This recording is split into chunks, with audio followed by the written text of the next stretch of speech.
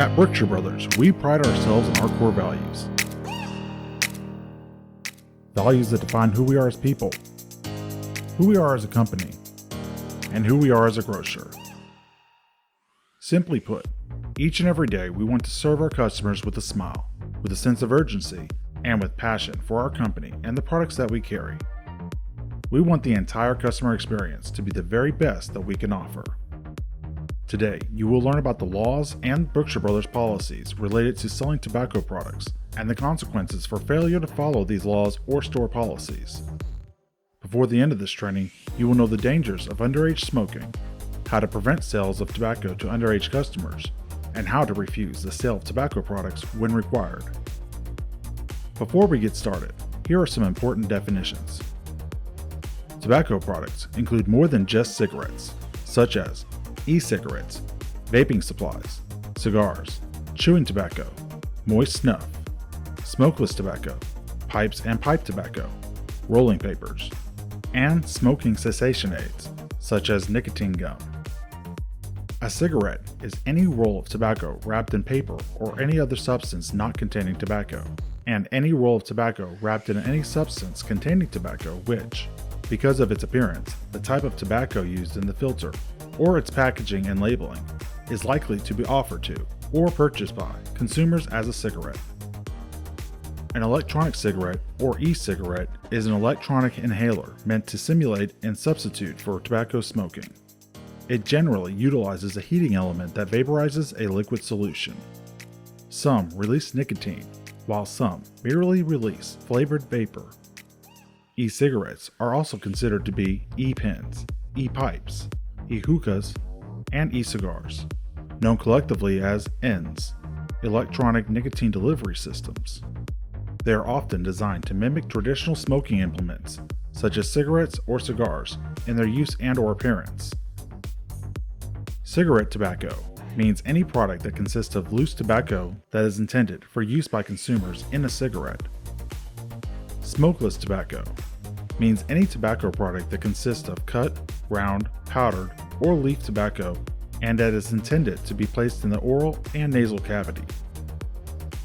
Retailer means any person, government, or entity that sells tobacco products to individuals for personal consumption or who operate a facility where self-service displays of tobacco products are permitted. This is not a complete list, so you can check with your manager if you are not sure or have any questions about additional age-restricted products at your store. At Berkshire Brothers, we are 100% committed to the responsible sales of tobacco and nicotine products. We know that by growing and properly training our employees, we give them the tools to better identify and prevent sales of tobacco and nicotine products to persons underage. Our goal is to ensure that all employees fully understand their responsibilities as sellers of tobacco and nicotine products and are aware of the techniques to properly carry out those responsibilities. The most important responsibility of a seller of tobacco and nicotine product is to know, understand, and follow the laws intended to prevent the sale to underage consumers. Berkshire Brothers strongly enforces zero tolerance for failure to follow the law and company policies and procedures regarding the responsible sale of tobacco and nicotine products. On December 20th, 2019, an amendment to the Federal Food, Drug, and Cosmetic Act made it illegal for a retailer to sell any tobacco product, including cigarette, cigars, e-cigarettes, and vaping supplies, to anyone under the age of 21. This is a federal act superseding any previous state or local level regulation.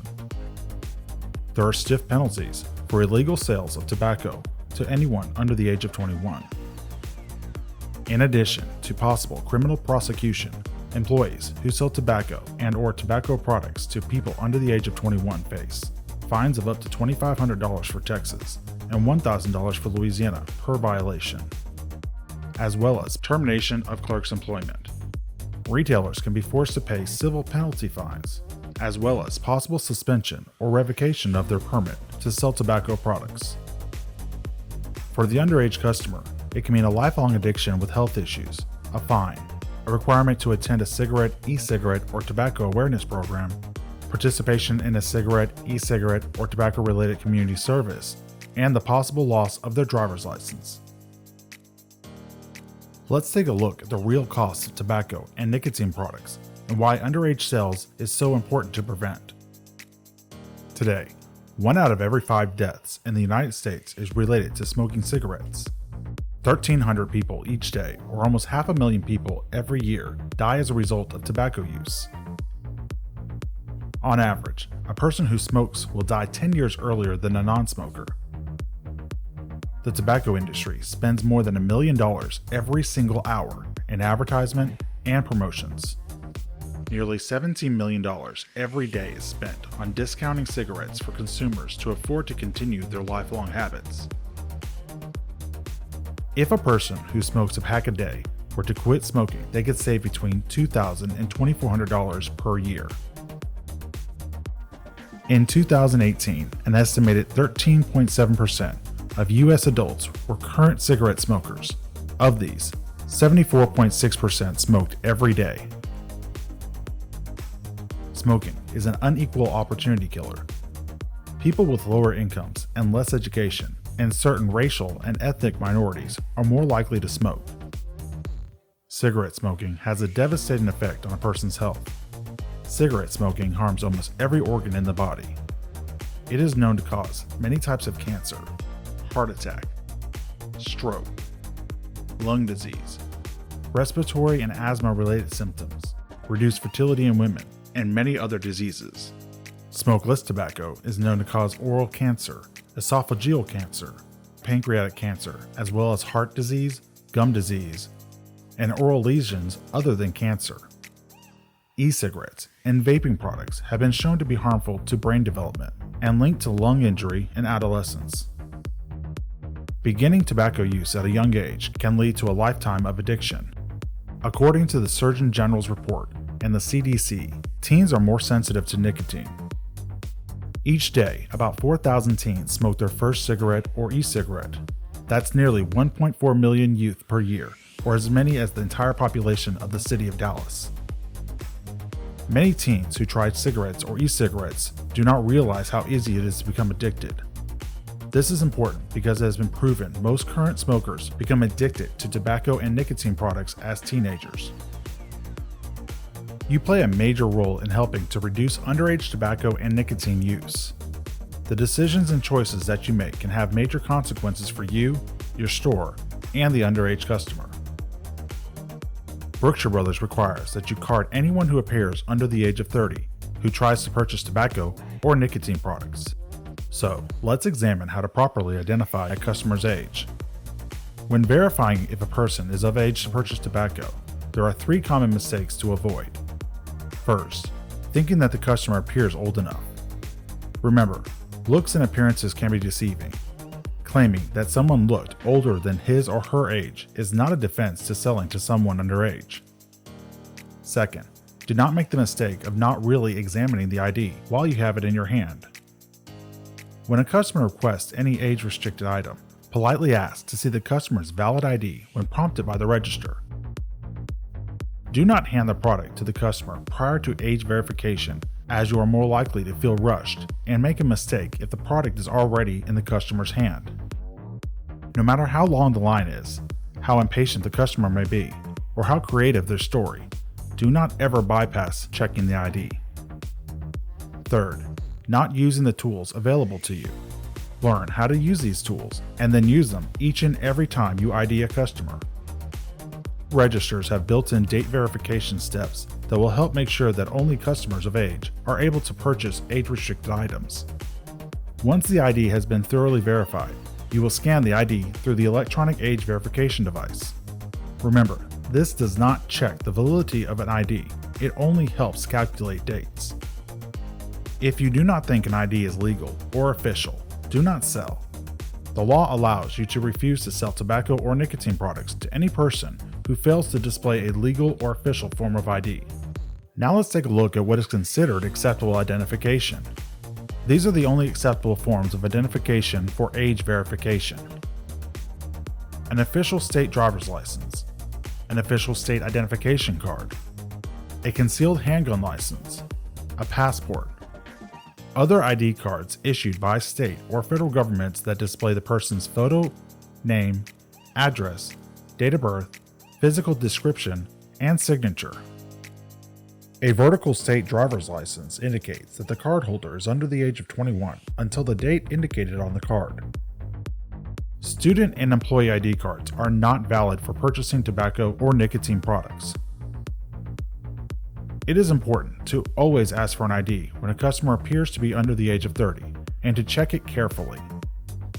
Here are some things to look for. Check the date the ID expires and make sure that it is current. If the ID is expired, do not sell. Look for the word duplicate on the front of the card. If found, someone else might have the original card. Glue lines or bumpy surfaces by the picture or birth date. Uneven surfaces often indicate tampering. Consistency of numbers. The typeset for birth date should match the lettering used on the rest of the license. Also, look for any tiny pieces of paper with modified dates placed over the original numbers. A state seal or logo that is partially missing or appears altered is another clue to a fake. Pinholes on the surface. Bleach may have been inserted into the ID to white out certain aspects of a date. The card's reverse side lettering. While the front may appear to be flawless, often counterfeiters merely photocopy the reverse side. Look for blurred lettering and read the back of the card for notices such as "Not a government document" or "Novelty item." Size, color, lettering, thickness, and corners. Compare all questionable IDs against a standard like your own driver's license. If it is an out-of-state ID, or for any reason looks unfamiliar to you, contact a member of management. So, if you spot any one of these problems, what should you do? First, ask for a second piece of identification. People with fake IDs rarely carry backup identification. You can also quiz the cardholder about basic information on the card, such as birth date, middle initial, zip code, etc. The answers they give to you to specific questions should help you determine if it is a fake ID. Now let's take a look at how to refuse a sale. In our stores, access to tobacco and nicotine products are restricted to employees' access only. This makes it easier to ensure that only authorized individuals can acquire these products for purchase. When it becomes necessary to refuse a sale, always be firm yet polite, stating your store policy to deny tobacco sales to underage persons and that asking for an ID is understood as a necessary routine. The suspected underage customer might say, "Oh, I forgot my ID," or "I've bought here before and never had a problem." Respond with an apology and a polite explanation. "I'm sorry, but the law requires that we check ID before we sell any tobacco." Do not intimidate or embarrass the customer. The customer may become defensive and/or confrontational.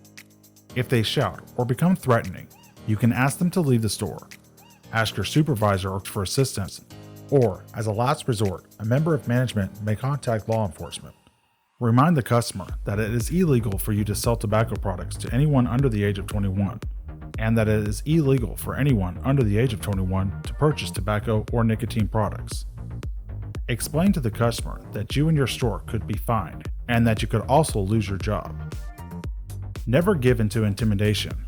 Always call the manager for assistance if needed. Local law enforcement agencies may conduct random, unannounced controlled buys to ensure compliance with the law.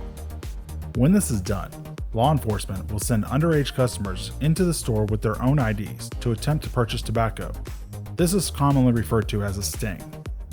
Sting operations can be performed by law enforcement at any time and on any vendor who sells such products.